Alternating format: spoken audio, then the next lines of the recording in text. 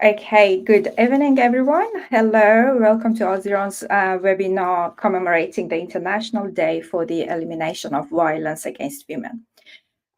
So this year, our focus is on gender apartheid and international solidarity with a specific focus on Iran. And we will explore the context and the concept of gender apartheid, its legal implications, and also its manifestation as a systematic gender-based violence. We have a distinguished panel of experts here today with us. Thank you, everyone. We have Dr. Fariba Behnia-Willison, and we have Dr. Farkhondeh Akbari, and also we have our dear Nazanin Afshin Jam with us.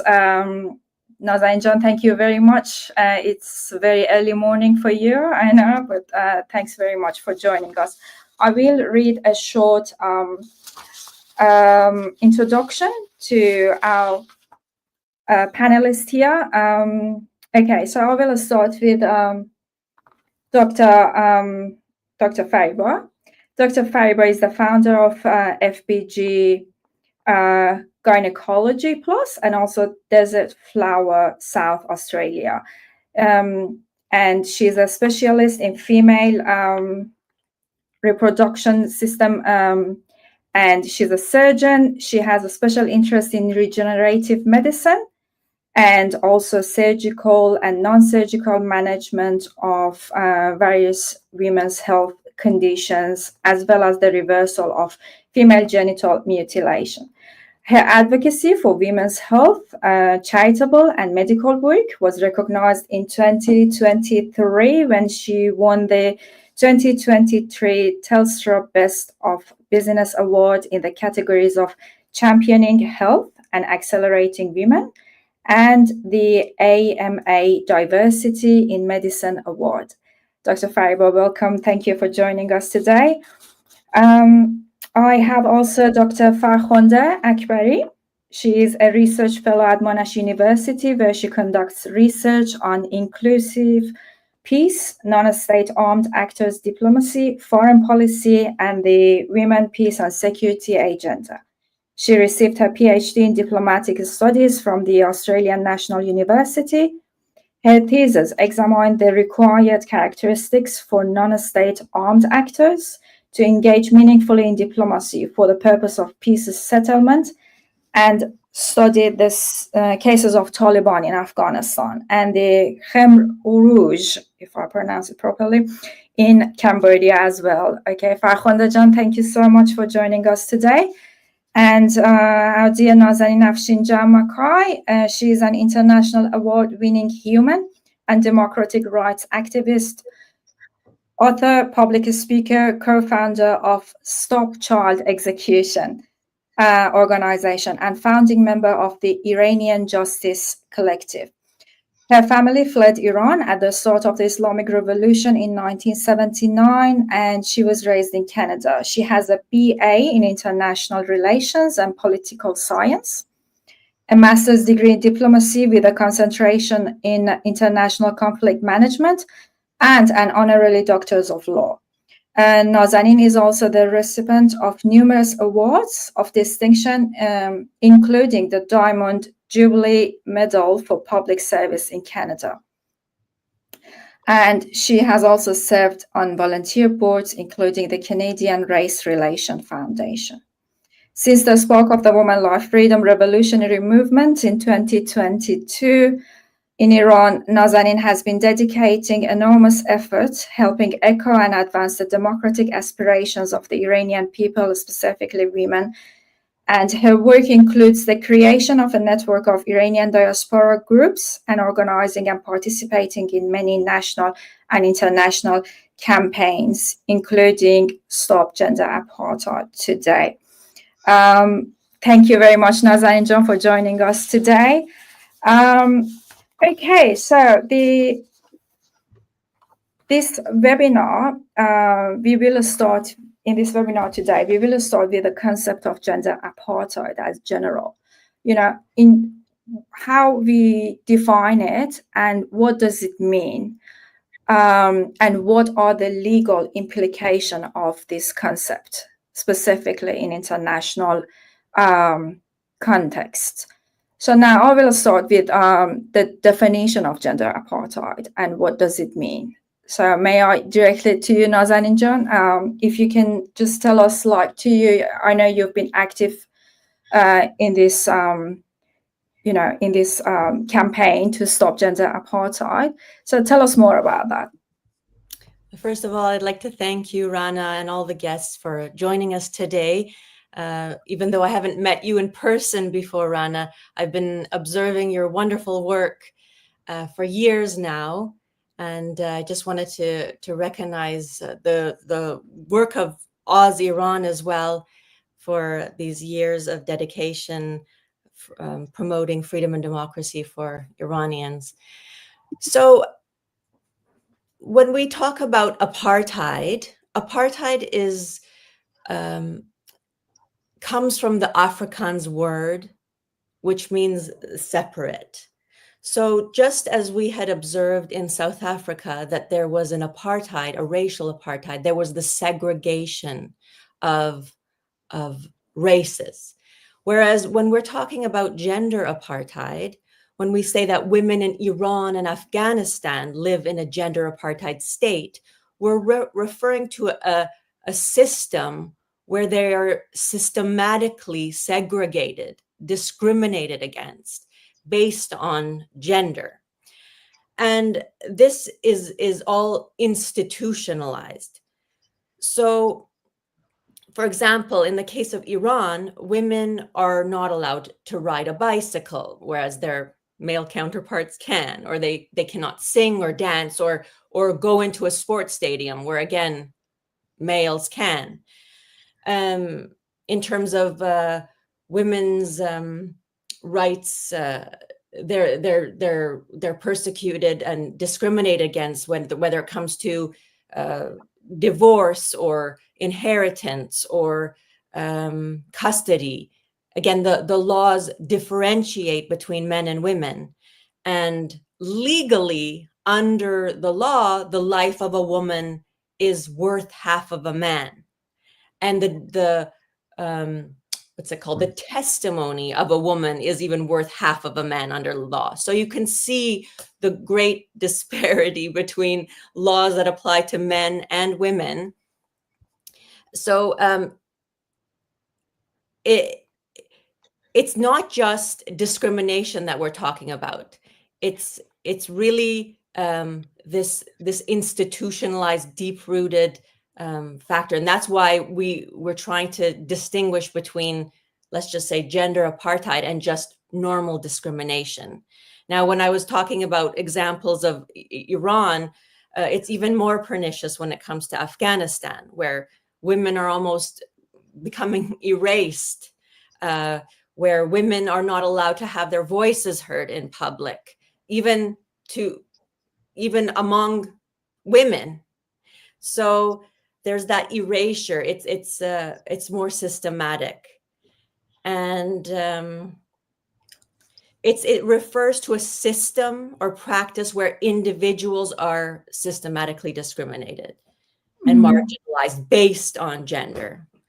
And this term is often used to describe severe institutionalized forms of gender-based violence. Sorry, it's 4 a.m. for me. My brain is starting to kick in, so hopefully things will flow better. You're doing absolutely fantastic, Nazanin Jam. Thank you so much. That was a great introduction. But I know that Dr. Fariba has a lot to say about this kind of systematic discrimination in the medical scene.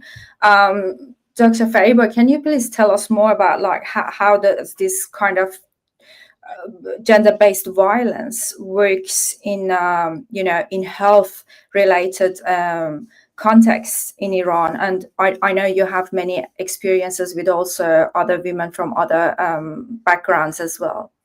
Sure. First of all, thank you for inviting me. I would like to echo Nazanin Jam for the great work that you do.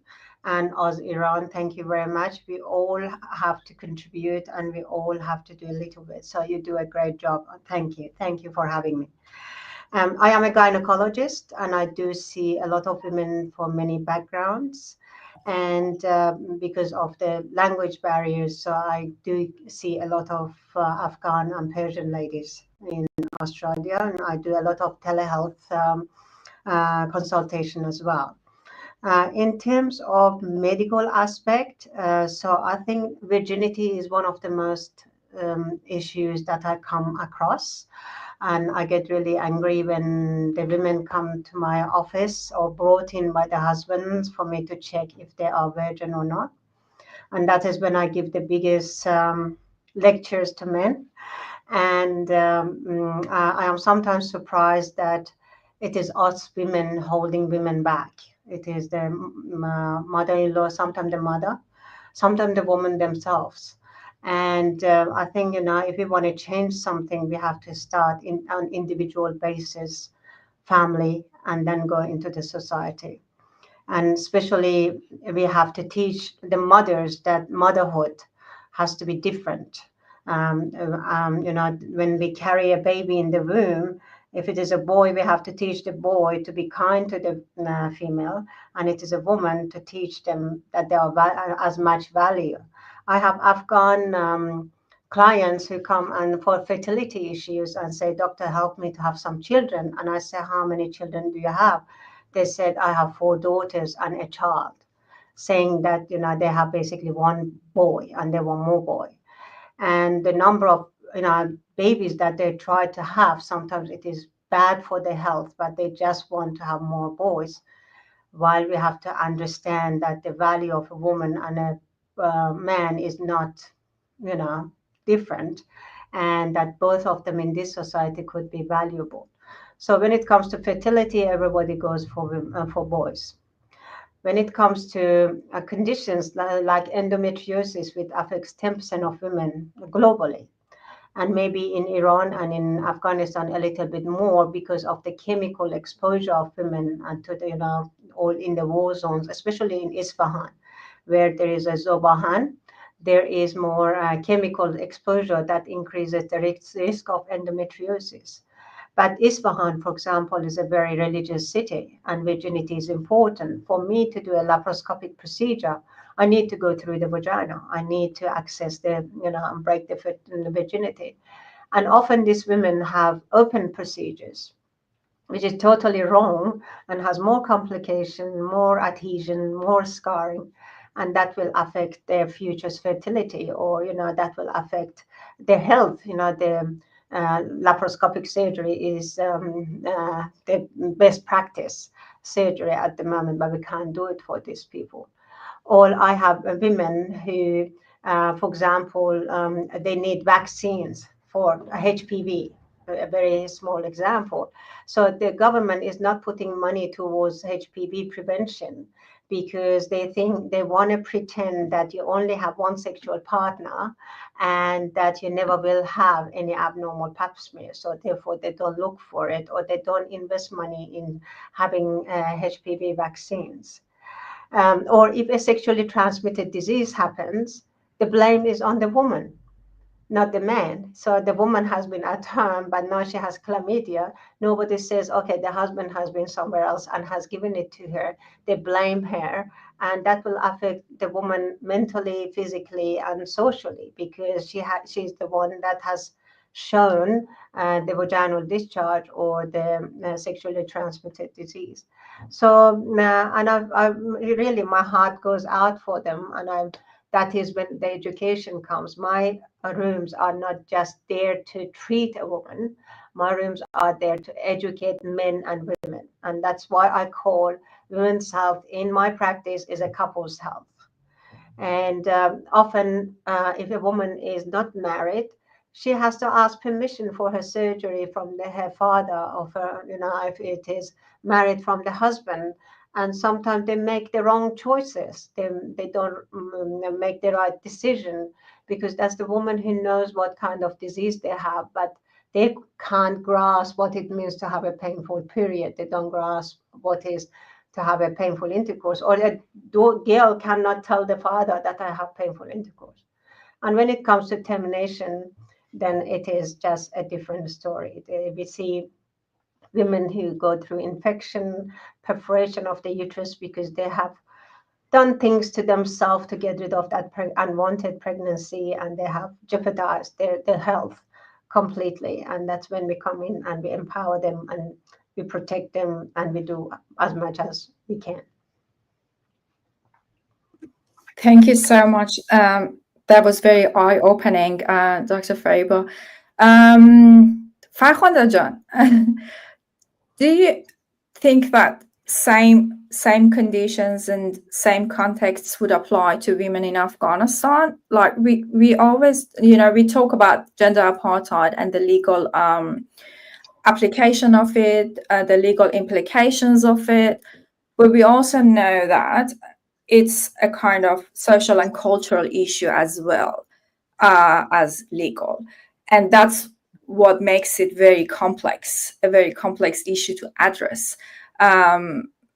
So how do you find it in Afghanistan? Like, what do women do in Afghanistan to just, to push against this? Mm-hmm. Thank you, Rana John, for the for organizing this webinar, and also the AUSIRAN and the team behind it. I think it's very timely, and I'm very, very privileged to be here with Dr. Nazanin, Dr. Fariba, yourself, and share the platform with our Iranian sister, where we from Afghanistan share some of the very same gender-based discrimination and gender-based violence. The case of Afghanistan, I think what have been highlighted by the speakers before me highlights both the concepts itself as why we call it a gender apartheid, but also the social issues that led to something as prominent as scientific and medical issues that Dr. Fariba was saying. I think behind this, a lot more has been happening. There are different layers of discrimination that women have been facing everywhere in the world, but much more in our part of the world because of the system that have been in place.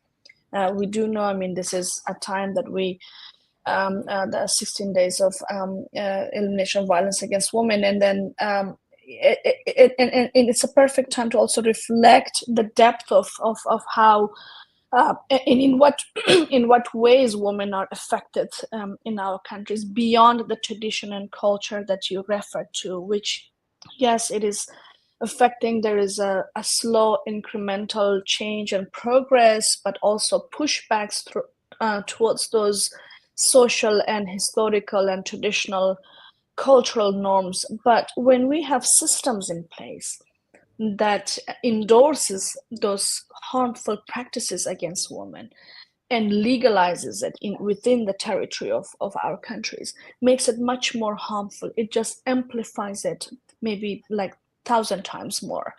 The case of Afghanistan, Afghanistan have always been a difficult place for women, even in the last 20 years of intervention by the US and foreign forces, which some women call, it was a great opportunity for women to push back. We had a constitution that formally recognized equality of men and women, and we had women politician and representation. So legally, there was not a lot of discrimination because it was formalized, codified in the constitution, in the institutionalization process. But because of the tradition, the culture, but also the patriarchal norms, and also in addition to that, 45 years of conflict, it made it very difficult for women to use that 20 years of opportunity. But despite we made a lot of progress, where today we call it our golden horizon or our golden time in Afghanistan for women rights issues. With the return of the Taliban, I think a regime that is solidly basing its power on gender discrimination. Taliban is known for its suicide bombings. Taliban are known for their violence, brutality. But if you see consistently, the Taliban are holding power by discriminating against women, and they're amplifying or inflicting their grip to power by addressing the woman's issue, by regulating the woman's issue, not only in public spaces, but also private spaces. And this is where it gets much more dangerous. and that can deepen this whole apartheid concept. As I think to an audience and platform like this, everybody knows the Taliban. They have been around over 30 plus years, the image of the Taliban that we know always comes with erosion of women's rights, and that happened within the hours that Taliban came to Kabul. They forcefully made it to Kabul, and within that hours we saw that women's posters were being torn down from the walls. The price of burqa or chadari went up threefold or fourfold, because everybody knows that when the Taliban came here, it's the women that are being targeted here. It's in addition to everything else. But this has been somehow symbolic and unrecognizable. And what gender apartheid campaign is doing of the Taliban's policies and regimes like the Taliban that have regulating women in the heart of their policies makes it much more visible and obvious, and that's why it's really, really important for us to talk about it. Since 3 years, I think I'm not going to go into details. There has been over 100 edicts that restricts every aspect of women's life. Dr. Nazanin also referred to it, that while in Iran there are discrimination and there has been also women's resistance going on, but in Afghanistan, I mean, we got caught off guard in the last 3 years, and then everything was erased that we have gained in the last 20 years. And the very fundamental rights of women and girls are being impacted today. There is not a single layer of security that I can hold on to as a hope that the girls and women of Afghanistan can hold on to sort of make their way. Even families, even brothers and fathers are being regulated how they should restrict and the girls and the women of the families, and we are seeing the impact.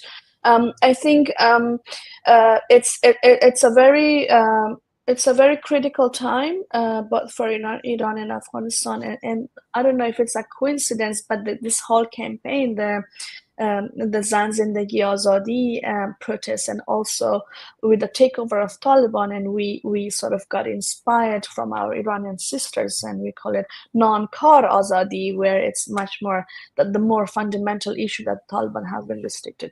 I see a lot of parallel and a lot of solidarity between them, and a lot of learning for it. And I think a lot more needs to be done, which unfortunately I have not seen in the last 3 years, that we could collaborate and learn about the different aspects of apartheid. And the affected woman needs to educate the world what gender apartheid means. Thank you. Thank you, Farkhondeh Jan. Very eye-opening. I got even emotional. So, yeah, lots of parallels among all these fundamentalist groups whose grip on power, as you said, is basically based on discriminating against women and imprisoning women in public and private, as also Dr. Fariba mentioned, in even their sexual lives. Nazanin Jan, do you think that there are some forms of protests or activities or acts that we women who have been once affected and now, or other women who have never been affected by this kind of systematic discrimination against them, what kind of resources are out there that we can hang on to, and we can follow those kind of activities in order to make a step forward? I know that there was a UN, the sixth committee, I guess, of the UN. They advanced the treaty on human rights, crimes against humanity. Yes. And I think that, what was the story of that? Well, what we're trying to do is expand the definition of apartheid to include gender, because in international law, apartheid only refers to race. So this is a very great step forward in that regard. If we want it to become codified in international law, we need to take certain steps. And the legal team at the Atlantic Group explored different options, and they suggested, including, you mentioned Gisunia, who's on that strategic litigation project there. She had said that one of the ways forward is through encouraging gender apartheid be included in the draft Crimes Against Humanity Treaty. So that one step has been taken, and it's now been now it's open up for debate. So that's great. We might not actually see it implemented until 2029. However, we are taking those steps forward. I think what I come to understand, there was some resistance from Russia, not surprisingly.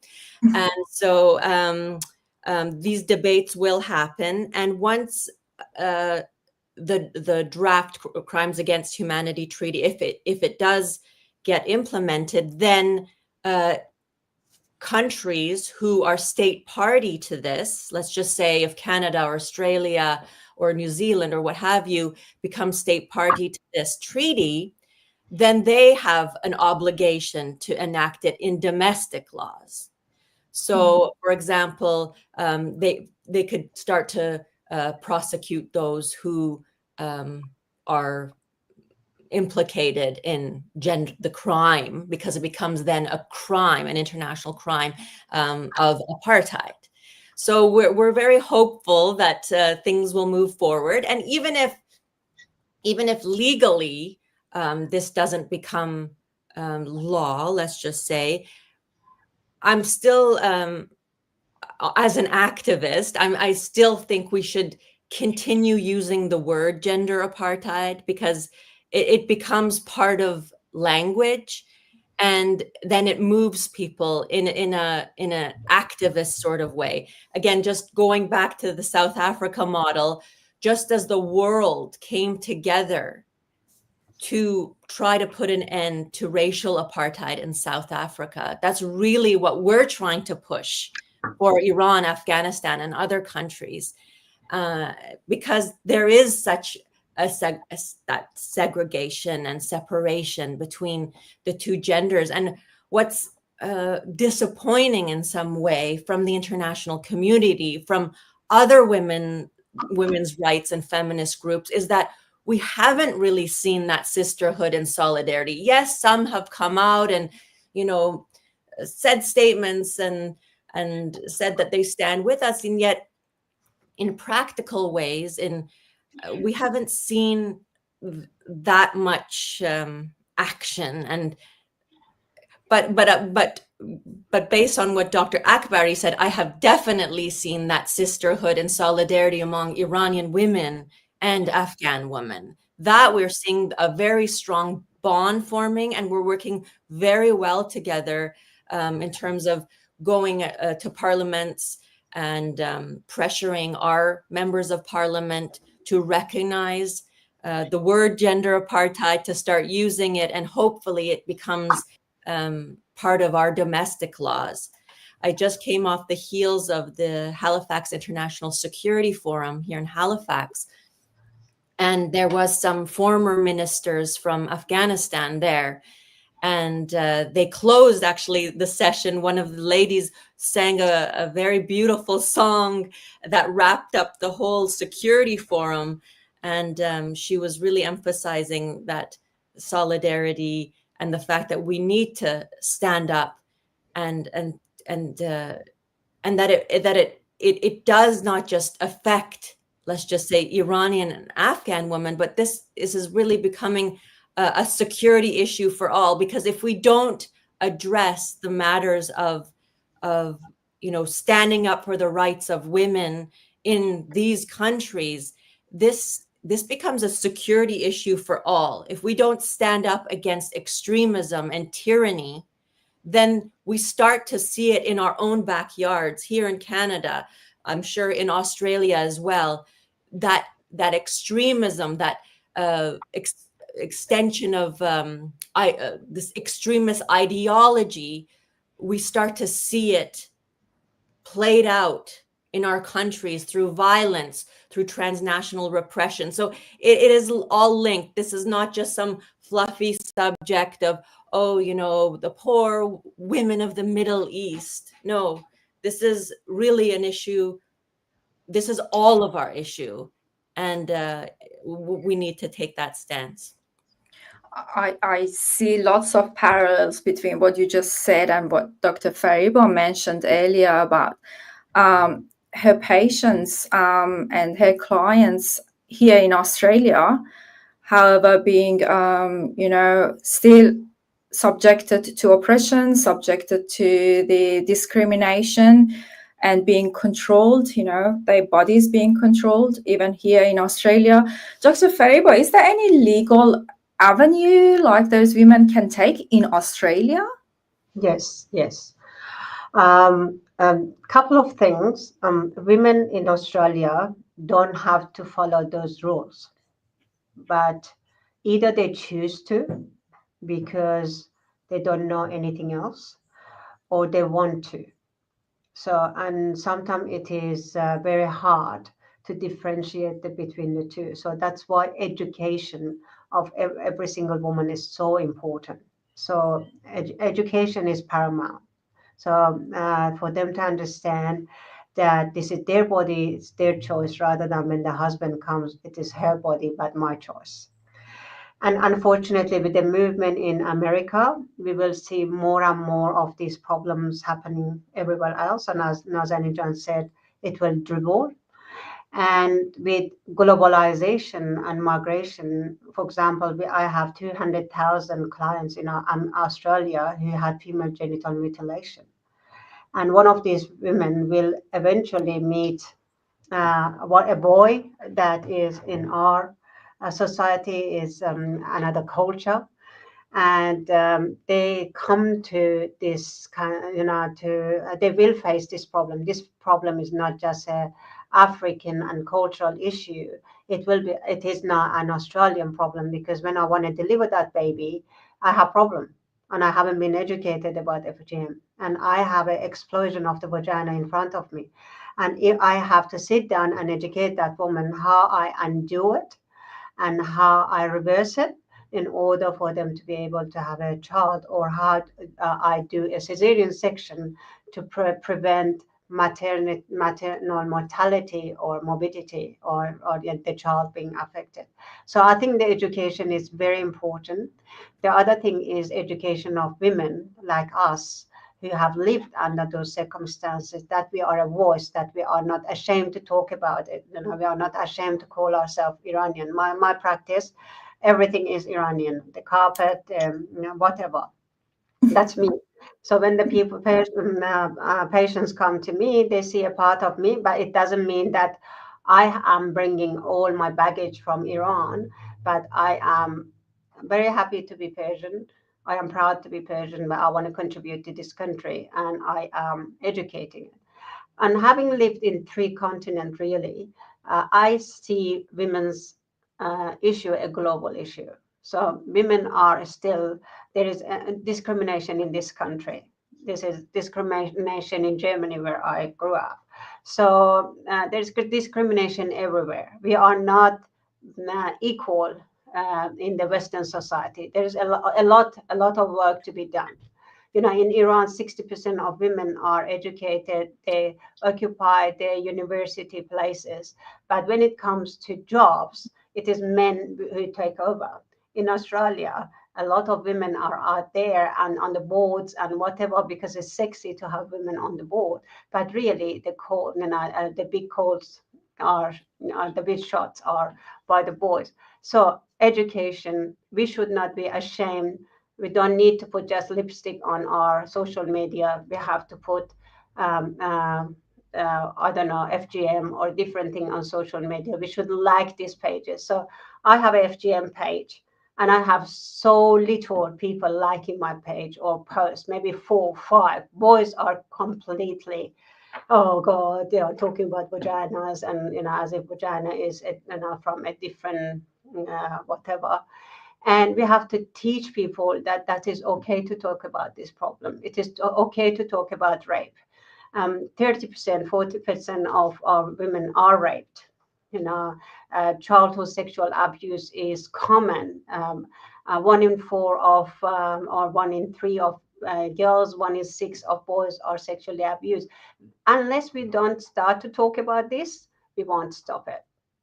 Talking about it and having a plan for it is half of the treatment of the society. And if you think that you are protected and that never will happen to your child, you are the person who are missing out, because your child is probably being sexually abused, and that's your ignorance that's not protecting that child. So for me, it's education, education, education, and whatever platform we can have, we have to provide scholarship to women in Iran who have this kind of activists in Iran to come here and learn and be empowered, to have these skills. These people are pouring their lives into this activism, but the skills are still might not be there. And there are certain skills that we have that we can provide to them. I'm more than happy to have someone to come to my clinic and be educated. So we have to open our doors, open our hearts, and open our wallets to be able to help the women. So just talking about it's not good enough. We have to take bigger steps. Thank you, Dr. Fariba. Very, very important points. You talked about education, and then you said we need to have a plan as well. So I want to put this question on the table for all of you. Like, what can be our plans? I know, Nazanin John, you are in Canada. You've been in, conversation with the Canadian government about these issues, and also internationally. I know, Farkhondeh John, you've written about it, several publications in peer-reviewed journals. Dr. Fariba, you've done your part as well, educating women and couples. What can a person like me do, like a normal citizen? I know I have the responsibility to do something, but what is available to me? Can I go? Sure. I think I wanted to raise a few issues on what can be done, both on state level, internationally, and also on individual level.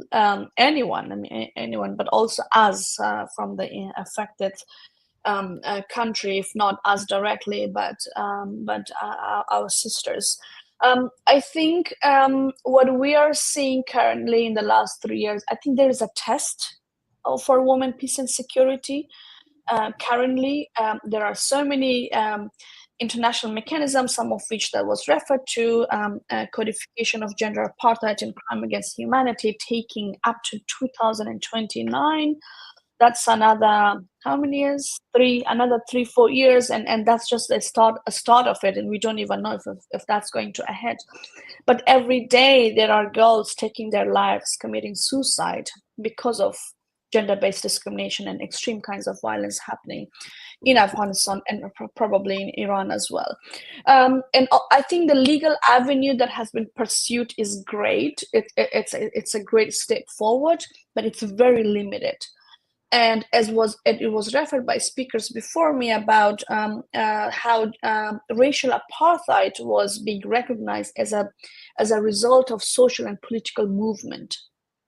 There is a need for different layers. Everybody has a role in this. And we know legal avenues take a very long time. It is effective. It is also very symbolic. It is good that it's happening, but that's not our only avenue. And the amount of time it's taking. For others, okay, they look at it as a humanity thing, but for us, it's our lives, right? It's the lives of women and girls right now in Afghanistan and in Iran. So the legal team, the legal experts, and our colleagues who are working on this is great. And I think it is more the social and political level that can fertilize the legal avenue. And here is our work begin. First, what I'm also very disappointed with incohesion of international actors, especially states, who have gender equality codified in their foreign policy, are not doing enough. There is a lack of cohesion. The woman issue is being very political, like everything else, and this is where we need to get the fact straight. And how this movement of recognition of gender apartheid and understanding and recognition of gender violence in Afghanistan and Iran needs to be understood. It should have a local and authentic voice, and which has been the power, to my understanding, that women has been in Iran and women in Afghanistan in the streets, despite so many risks that are facing, they have been voicing and they have been resisting in different ways. And I think they are providing us with all the material, with all the stories, with all the organic voices that what needs to be done. We need to listen to every single girl, every single woman that resists in Iran and Afghanistan. And resistance comes in many forms, right? And I think us in the diaspora who have the space to breathe and also avenues to speak, like tonight, we need to take our inspiration, but also our legitimacy from these local voices to amplify it in the platforms that we go, in places that we go, because this needs to be organic, and that's where the power really lies. And advocacy is a great tool. I mean, probably the only one we have right now in different forms. We need to push the policymakers in whatever capital cities we are in to hold them accountable on understanding the legal framework of the country that they are sort of serving, right? And also the international mechanism, but also bringing in. And that's one avenue. I think civil society plays a great role, international civil societies. And this is where that's what I have been seeing a lot of solidarity more than all the policymakers and people in the profession, that civil society people, organizations, human rights activists come together. If they also give you that hand to amplify the voice, to say it, I think it makes it much more stronger. It becomes a sort of a global chain against gender apartheid. And this is where we can build up the momentum for social movement and political movement. And through social movement, we can force a political movement. The legal one, I think, comes the next step, which takes much more longer, and we cannot just wait for that. Even the legal framework always takes its sort of material from that social and political. I think we need to be very, and yes, we are very short of time, short of resources, short of people here. We need to strategize. We are all operating in sort of different, in an ecosystem, in different platforms. I think we need to join forces. We need to see parallel, and that's how we can build on it. And that's why I think platform like tonight, AUSIRAN, and also others, I think we need to build up that kind of network among ourselves about women of that country, and not sharing our parallel stories, and sort of work towards that movement and bring the civil society. At least these are something that we can do, and that through that we can enforce it through our political representatives, and then the legal one, that is always the sort of the longer step. I think that's where cohesion is really, really important socially and in our activism, wherever we are joining hands together, because two voices is always stronger than one voice. Thank you. It is, definitely. Thank you, Farkhondeh. Yes, Nazanin, go ahead. I absolutely agree with both doctors here, in that we have to put a lot of emphasis on not just education, which is hugely important, but the action part. In advocacy, I always follow a model of what's the problem, so what, why should people care, and now what?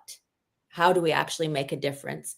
On the education front, I think when it comes to women and in Afghanistan and Iran, we we all have the responsibility to share the voices of those inside the country, share the stories. So when, for example, when we heard about Jina Mahsa Amini, who was beaten on the head by morality police inside Iran, and then 3 days later perished as a result of these this brutality.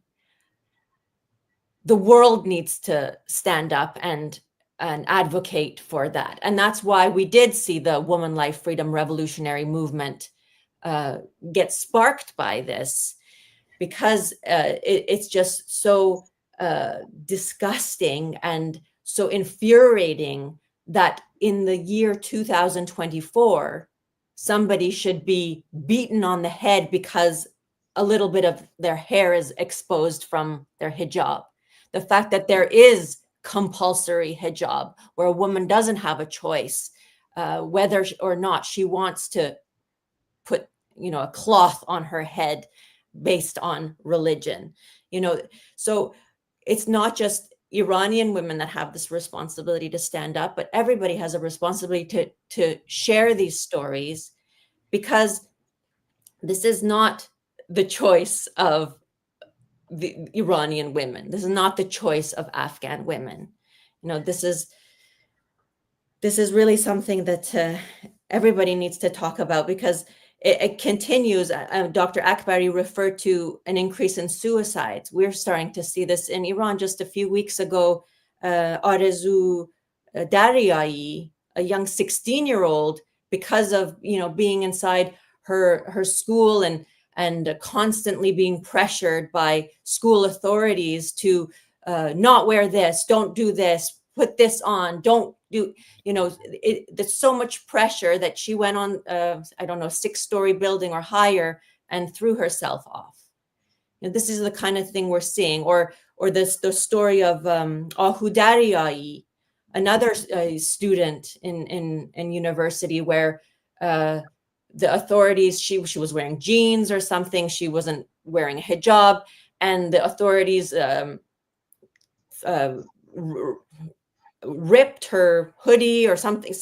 Some altercation happened, and desperate measures for desperate times, she was so frustrated and reached her limit, where she took off the rest of her clothes down to her undergarments, and she walked around her school to make a very strong statement that she will not stand for being told. And as a result, again, the suppression forces came and aggressively, brutally put her into the police van and hit her head on the way in, and then sent her to a psychological mental institute. And this is, again, a form of trying to suppress women, trying to control them, and trying to make them feel like they're the mentally unstable ones, when it's actually those that are repressing the rights of women that need to have their heads checked. Mm-hmm. So we need to educate. We need to continue sharing stories so that people understand that this is a regression of rights. Women 2,500 years ago in Iran were the heads of different ministries. They were leading armies into battle, navies into battle. Women are strong in Iran and Afghanistan. This is not in their quote unquote nature. They're meant to be leading. They're meant to be, in Iran right now, you can't become a judge or president because you're a woman, because the men have deemed you not intelligent enough or emotionally stable enough to lead such jobs.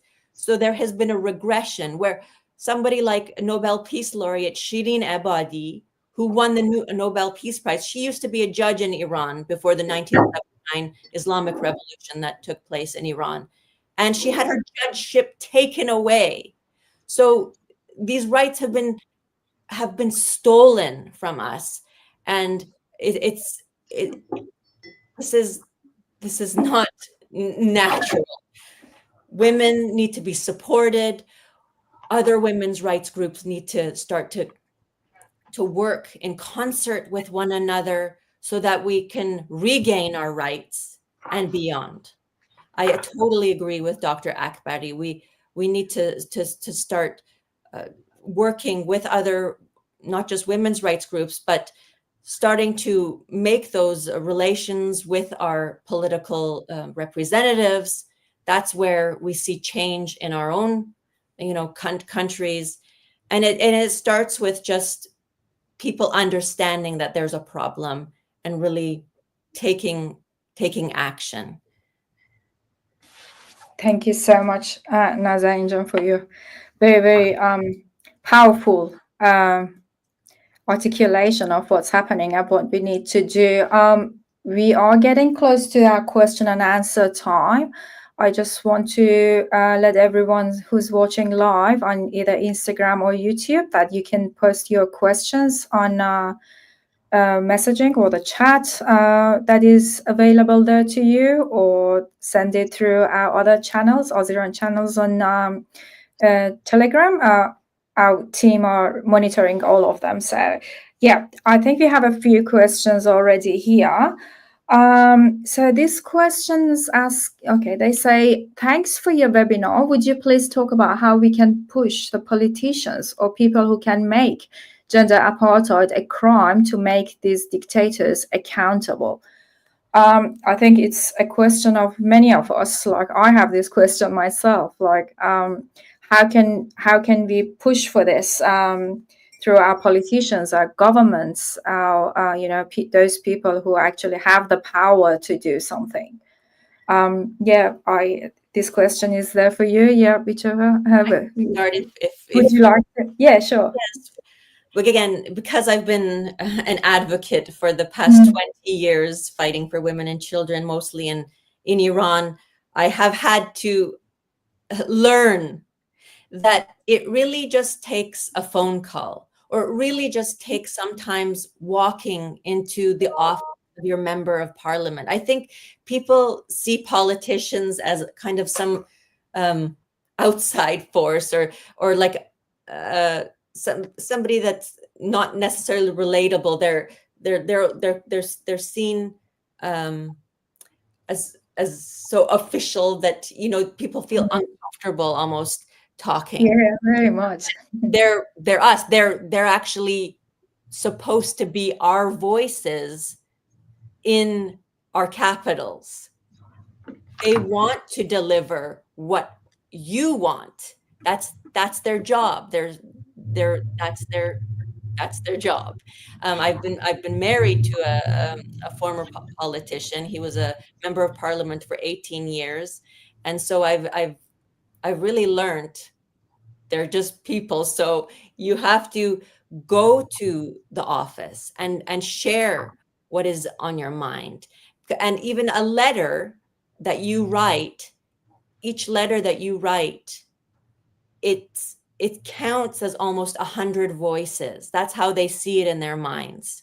So whether it's starting a petition on something that you really believe in, whether it's holding a rally outside the parliamentary buildings, or a particular group that you want to, put this advocacy in the public eye.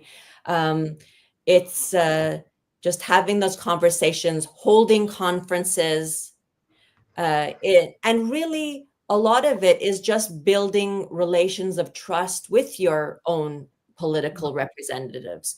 When they come to know you and know what you're passionate about, and they start to feel comfortable with these subject matters, then they feel empowered to raise their voice at the political level. So I think one of the things that we can all do is just today write a letter or go into your member of parliament's office and say you want your country. I think a lot of the viewers today are from Australia. You want Australians, your members of parliament in Australia to include gender apartheid in the draft Crimes Against Humanity Treaty. That's just one simple, thing you can do. Yeah, one request. Yeah. So if they support, then it will push the Australian government to support it on the international.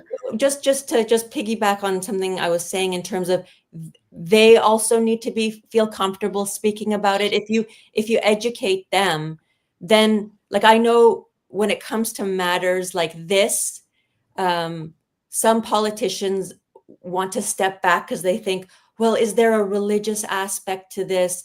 Will this sound like Islamophobia because it's Islamist based, I would say. This is political Islam at play. We're not criticizing any religion here, but Sharia law is being used in Iran, and that's what the legal system is based on in Iran. But when you start to make them comfortable that this is not a question of religion, then they feel more comfortable speaking about it and not tippy-toeing around some of these subject matters. Yeah, absolutely. I agree.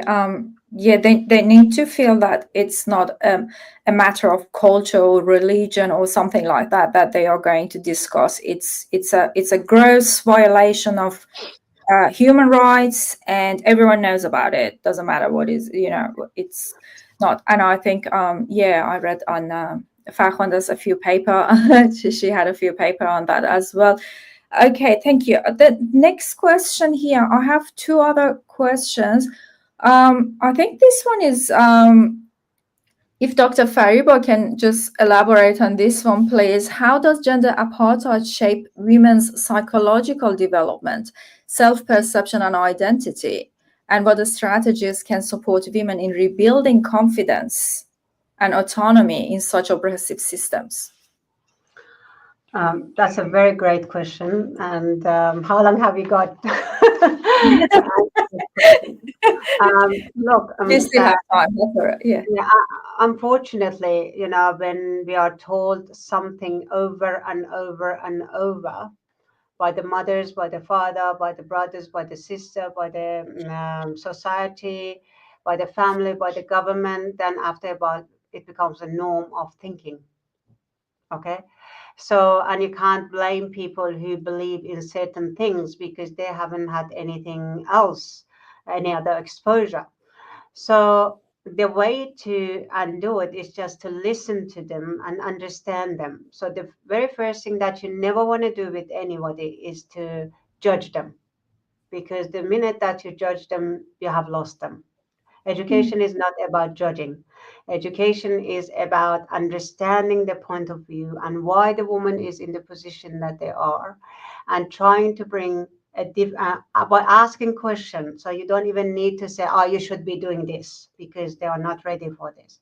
But asking question and question and question, and they have to think about an answer. And after a while, they will see, and those questions will lead them to what is right and what is wrong. And if it's not straight away, it will work a few times later. And honestly, for me, it's all about education. Educate the mother who is having 2 years of breastfeeding, pregnancy, and all of that. Educate the mother who is with their children, and bringing up children, and give them the confidence to the daughter. To my father, I was the queen. My brother was never a king. So I became a person who was very strong. I acted upon that. But if I would have to be told that I am just an ordinary woman and I should be the wife and whatever, he always was saying, I don't know if anybody would marry you. And that was a positive thing for him, that, I was so strong that nobody would marry me. It was a negative. So I think those kind of things are really important. And when I started with FGM in Australia, reversal of it, I went to the parliament and I spoke, and they said, look, this is a migrant problem. It's not a white person problem. And I realized that, okay, certain things is up to us migrants. So I got the migrant people behind me, got the money, established the society, established the organization, and now I got the award from the white people for the work that I have done, and now they are putting money into it. So don't just wait for other people to do the thing for you. There's a lot that you can do. There are a lot of wealthy migrants in this city, in this country, all over the globe that want to contribute to this kind of thing. And one thing that I loved about what we do is that we got the men to stand up against FGM. We educated the male medical students to go and talk about it. Talk about we don't want, we educated the male African men to say we don't want to marry women who have FGM. So, and in Australia, we turned about 60% of the boys against FGM. So we can't change the generation in the past or the ones that are going through it, but we can change the future. And it was by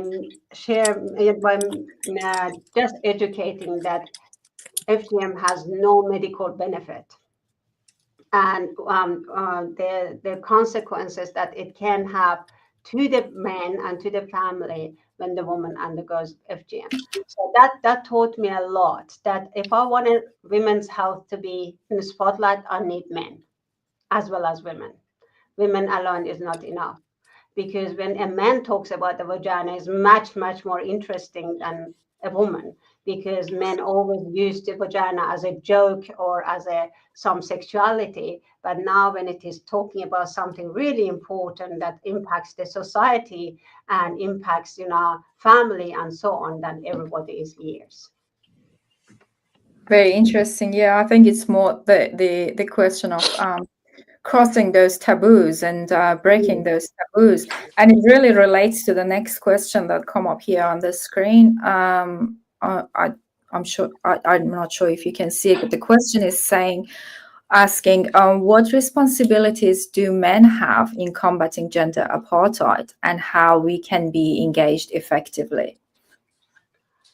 So, can I take a crack at this one, Rana Jan? I wanted to make a quick reflection on the two other points. One was the culture and religion aspect. I think in that really impacts on what we could do. I think we are not fighting in one front. We are not fighting the Taliban regime in Afghanistan or the regime in Iran. We are also fighting many other the cultural narratives, fronts, and the stereotypes against women. And as it has been raised about, it's part of the culture, the poor Muslim woman in that part of the world. This is how it is, because in my lifetime I saw the shift of narrative in Afghanistan, at least. And as much as that we are proud of our cultural values and also aspects of our religion, there are and this is where we need to really combat these narratives. That and that's what makes it very hard for us, because we have many fronts to fight. That this is talking about women's rights and the fundamental rights of women and girls is not a cultural and religious things. It's a human rights issue. When we have Universal Declaration of Human Rights, why are we bringing in culture and religion towards it? And this is the shift that I saw in Afghanistan when they were conditioning the return of the Taliban through the peace talks in 2018, 2021. There was a talk that, this is Taliban is part of Afghan culture, this is how they are. But we know Afghanistan being a mosaic of different cultures, ethnic groups, and language and norms across the country. Taliban does not really fit even in the most conservative part. But while this narrative is being used politically, it has been utilized and weaponized against us. And I have come across diplomats and human rights activists from the Western world to come and tell us or me or the women of Afghanistan that this is part of your culture and religion. You're just an elite. You live in the diaspora, and women and girls are okay with it. This is not true. This is not true from the furthest part of our borders and our villages in both countries, that at least in Afghanistan that I'm aware, there are statistics that tells us that in the furthest village, in rural areas, women wants education. Uneducated women want education for their daughters, because they know that it's a tool to change the fate, the misery that they have been through. So I think fighting narrative is really, really important for us, and it comes through our resistance in the diaspora, and also amplifying, being very strategic about it, and countering that culture and religion, because they're using it strategically against us to sort of say that it's I don't want to touch it. It's your thing, not mine. This is the first thing, and it's very powerful. And secondly, on the how we can engage politicians, I think the case of Iran and Afghanistan is slightly different in that sense. Internationally, I'm aware there's so many sanctions and sometimes engagement, lack of engagement with Iran, which is very securitized. In Afghanistan, in the last 3 years, we had over 200 diplomatic engagement with the Taliban about security issues, economic, and also human rights issues, and women issues being here and there all the time, but it was not addressed effectively. I think naming and shaming is really powerful, especially that, okay, last 3 years with the Taliban regime in power, and as high as UN Secretary General's Doha meetings in Qatar, he has been hosting. The fourth one is coming.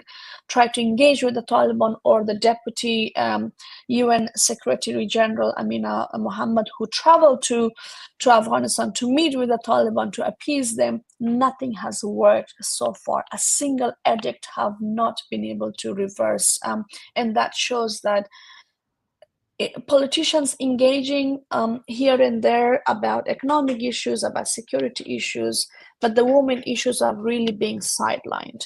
In the media here, because we are very loud, we talk about it, but when it comes to the real meeting, it's being sidelined.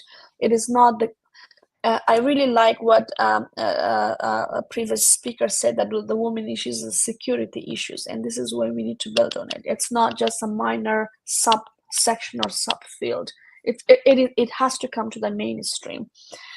When diplomats are negotiating with Iran, or diplomats meeting with the Taliban about security issues in the region, they need to bring in the women issues as a security issues. Women's right has to become a security issues, and it is a security issues. And I think we need to really look sharply into that security discourse as well.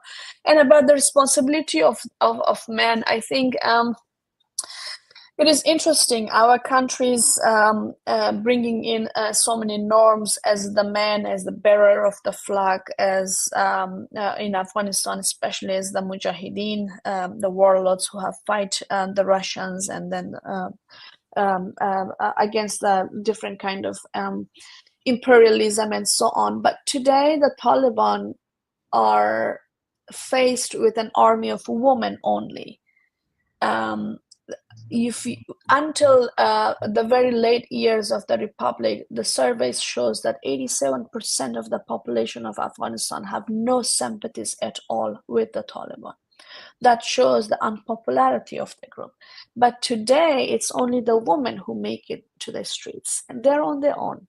In Iran, I was very inspired to see many men in the protests, but unfortunately in Afghanistan, being the country of mujahideen, or people who have, and they're like always, the men are always the actor, but why they're absent and silent from the streets, from these protests? They do know, they care about it, but they're not taking the risk enough. I think it's a culture issue also, that the men of Afghanistan need to learn from the men of Iran. I think for me personally, this is something that I would really like to talk more about, and bring in people, and how there are people, of course, there are men and human rights activists who want to contribute, but they don't know how. I think that you guys are many steps ahead of us, and here is a learning lesson that the men of Afghanistan needs to do, because Afghanistan being a very traditional society, but we have a very large young generation who have been educated in the last 20 years, who have been exposed to globalization and democracy, and they are there, but they just don't know where to begin. I think we do need to do master classes with men of Iran, especially in when it comes to solidarity. Of course, there are things that they need to fix, or you guys might know better, but I think for begin, especially giving shoulder to the woman on the street is going to make a big difference to those very lonely girls and women who comes to the street on their own, and once they go home they have to face their father and brother and justify it for them. Rana, may I jump in here for a second? Of course, yes. I want just to echo what Dr. Akbari was saying, that the Iranian men have been so supportive of the Iranian women in this movement. And I hope to see the Afghan men be inspired. But there are a lot of Afghan fathers that do champion their daughters. And what was sad, what was very sad for me learning the past few days at that security forum was that even though there are very supportive fathers of their women, of their girls, and they treat them as the queens, as Dr. Willison was saying that her father did that to her. What's so sad is that under this Taliban regime, the men are being pressured as well. So they're being, imprisoned or harassed as a result of, allowing their girls to get an education or what have you. So over time, as Dr. Willison also said, if an act continues over time, it becomes a norm. So we want to, make sure we halt it right now so it doesn't continue to regress. And there are ways to support from the outside, and that is, providing financial support to groups that allow for that continued education. I know that even though girls are not allowed to go to school in Afghanistan at the higher levels, there are, ongoing online projects that Afghan women have created. It is under the table, but there are ways to support. And that is one problem that we all have, that we've noticed is the lack of financial support to a lot of these campaigns and programs. Out of experience myself here, being co-founder of Iranian Justice Collective, every time we go to parliament and we sit down with members of parliament to champion women's rights issues, whether it's the End of Gender Apartheid campaign or what have you, it takes money to fly there, to get a babysitter for your own family. You've got to park the car. There's cost, there's travel costs and other even putting a placard, and people don't realize that these add up. So there's ways of financially supporting your women's rights groups or other Iranian diaspora groups to try to fight those and make those changes. And there was one more other point I wanted to say. We also need to push our members of parliament and political representatives to stop legitimizing regimes like the Islamic Republic in Iran and the Taliban regime. They do not represent the voices of the people in our countries. So please stop propping them up, stop appeasing them, stop shaking their hands or even bowing to them when you meet them.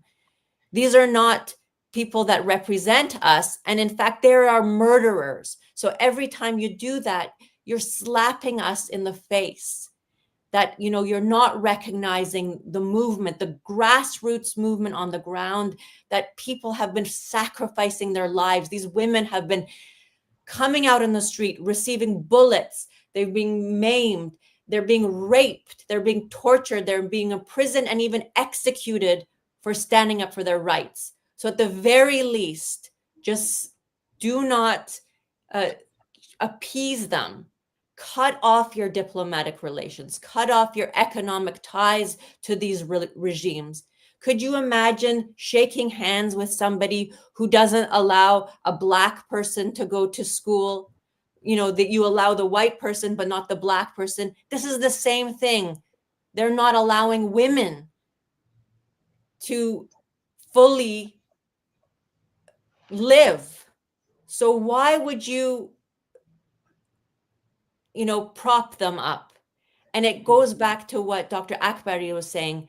This is not a cultural thing. And even if it was, cultural relativism has no place when it comes to human rights.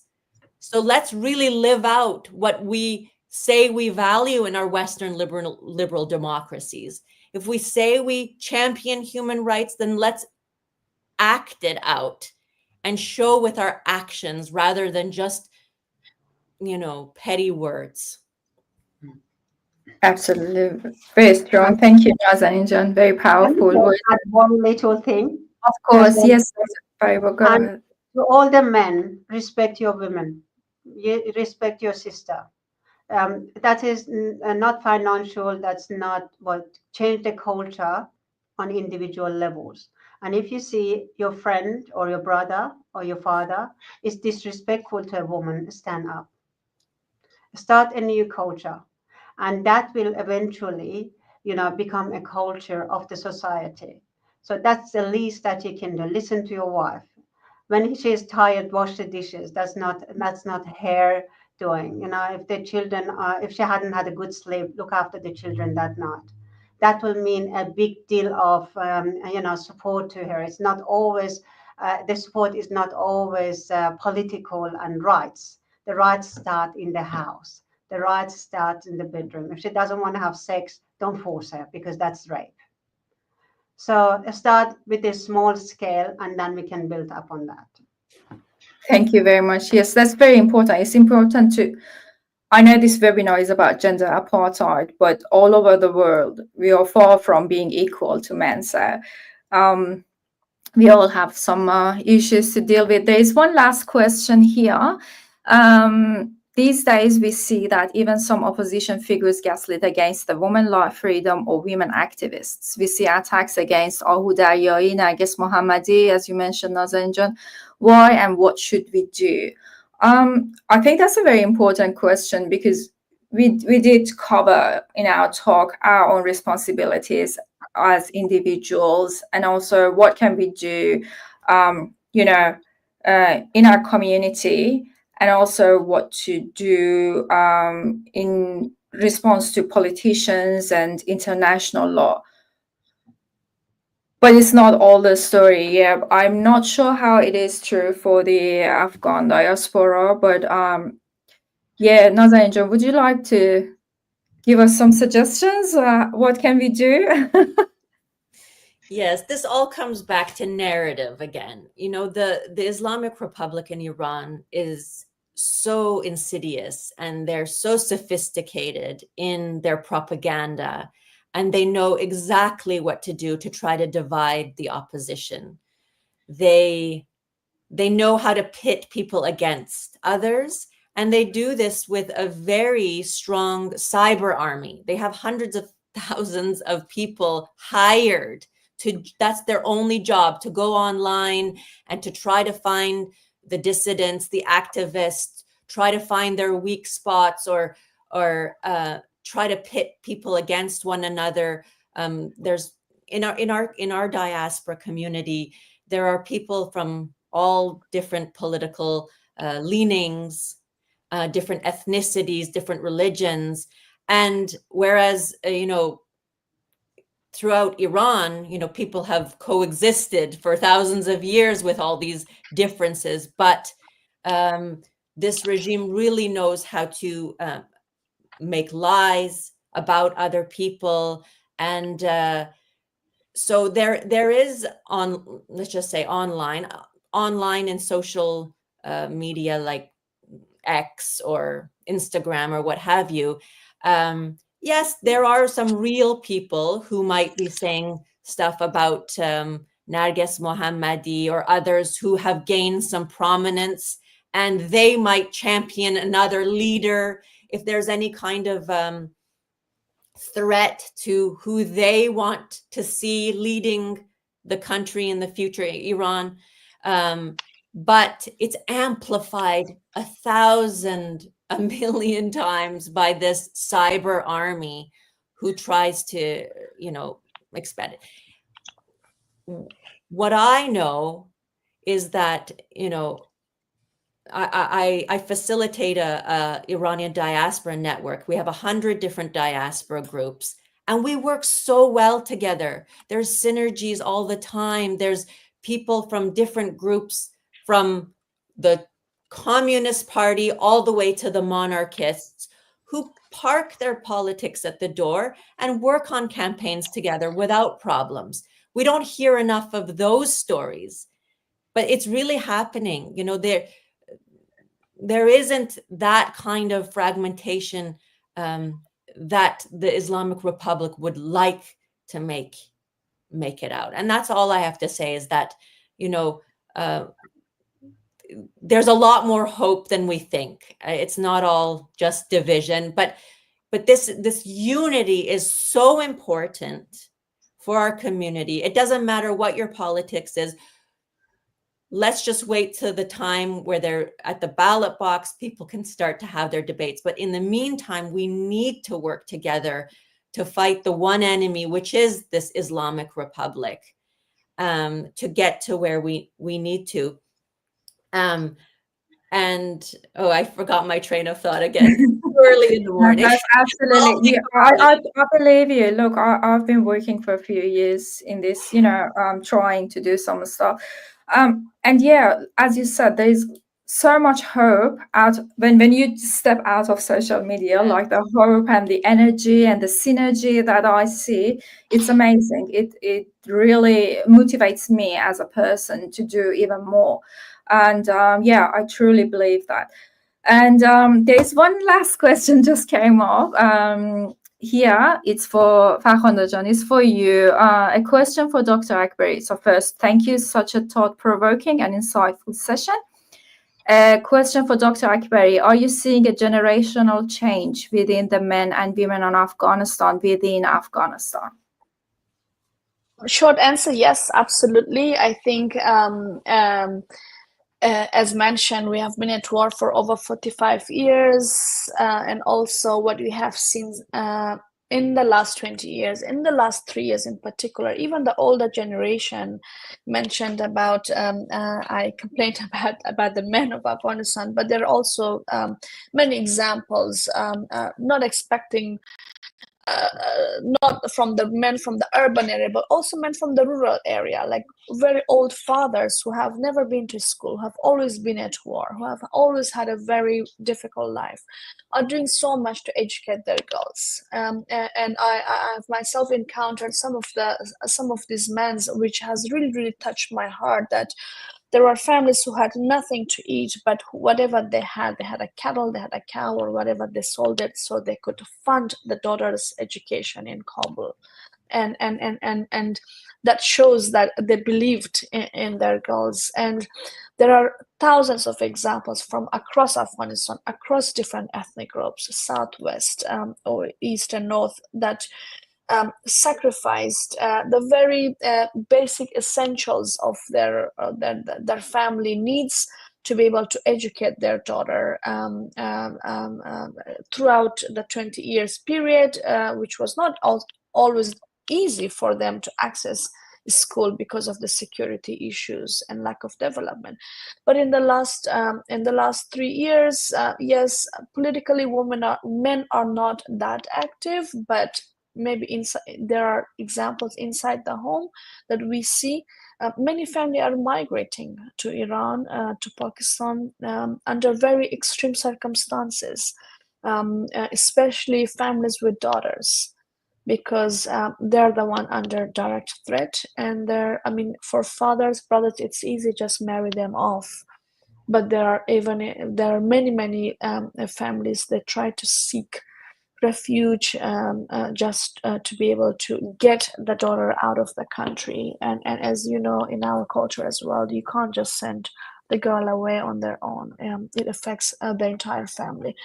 But even more than that, I see a shift in the perception of women of Afghanistan as well. The Taliban is in power for the second time, but I do have the bias that I'm older this time than I was, which was I was a child during the first regime. But with the stories that I've heard, the resistance is much more stronger. I see maturity among women and men inside Afghanistan and outside who care about human rights and women rights, about the women issues.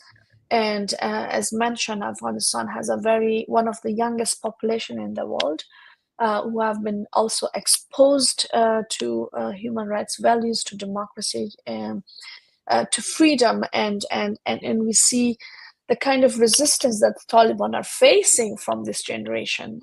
They are not prepared for it, and they're also struggling on how to adjust, being a very fundamental Islamist organization. So the shift is certainly there. It's a very strong shift in the families, of course. I mean, time does shift things, but I see like a much faster version of this shift among families, and the belief that are being held for women and girls. Women and girls are working a lot more harder. Even in the diaspora, the girls are doing much better in many families than the boys, because they have a lot more to lose, and they know they don't take the freedom for granted. So I think this shift is very, very hopeful, and probably the only hope for us, that through this shift, and also the best part is that this time it's the girls and the women that are leading this change.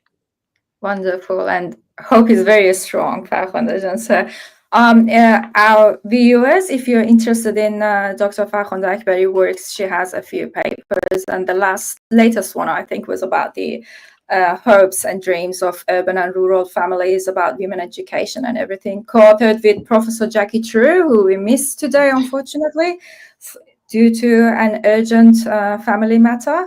I apologize, everyone, for that as well. Okay, it's 7:34. We are already 4 minutes over. Fariba Jan, Nazanin Jan, any last words?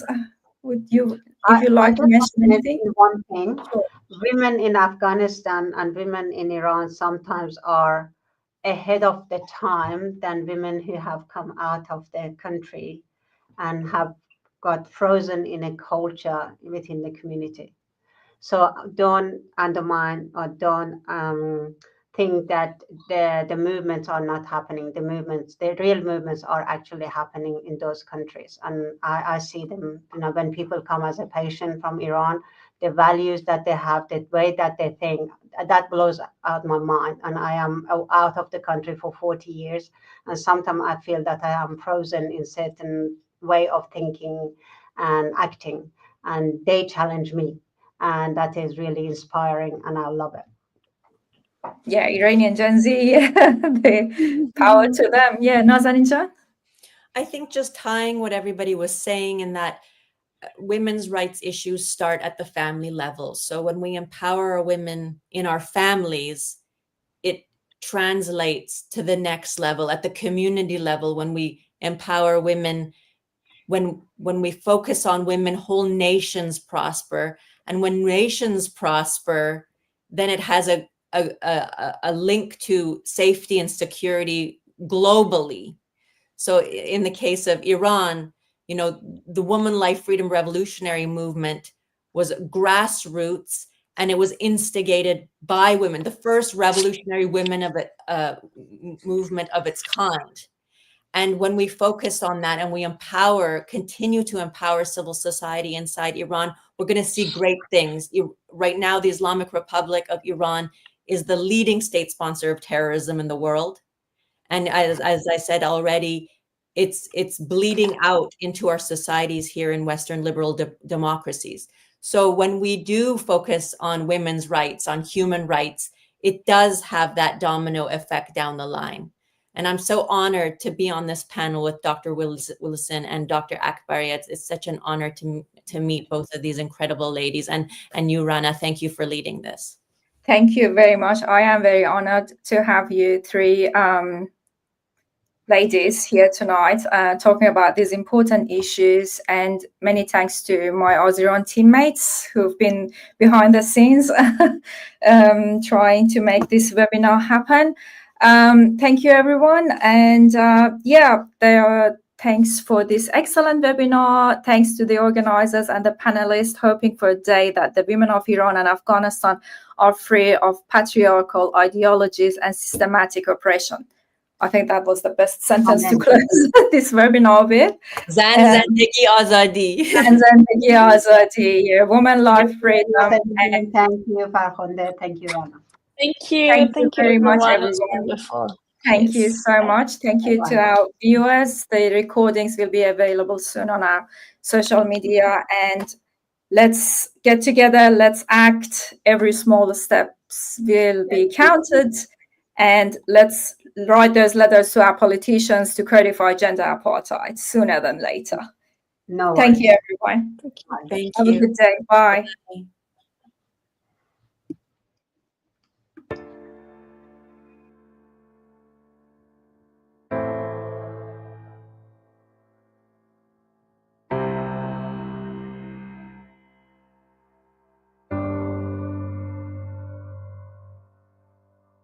For dancing in the alleys and the streets, for the thrill and the fear of getting caught kissing, for my sister, my brother, and unity, for all the times we tried to change their minds and stale beliefs, for the loss of pride, for poverty, for the dream of just a normal life for you and me, for all the children who are starving for a loaf of bread, for the greed of politics and all the lies they spread, for all the mass polluted air we breathe, for all the litter in the streets and all the dying trees, for all the animals who suffer from elimination, for all the cats and dogs who love us without no conditions, for all the tears that seem to never end, for all the images that keep on turning in our heads, for a simple smile to last a little while, for the future generations fighting for their time, for empty promises of heaven in the afterlife, for all the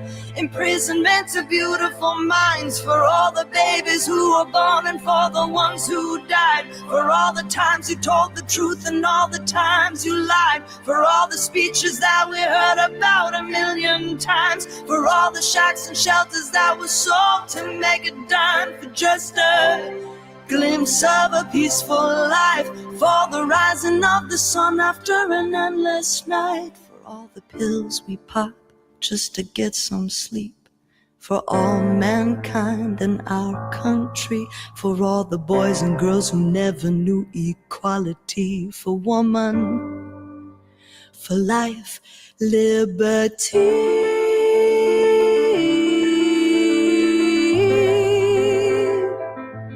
for liberty,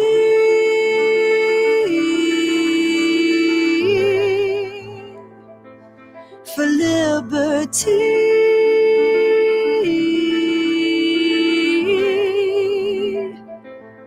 for liberty.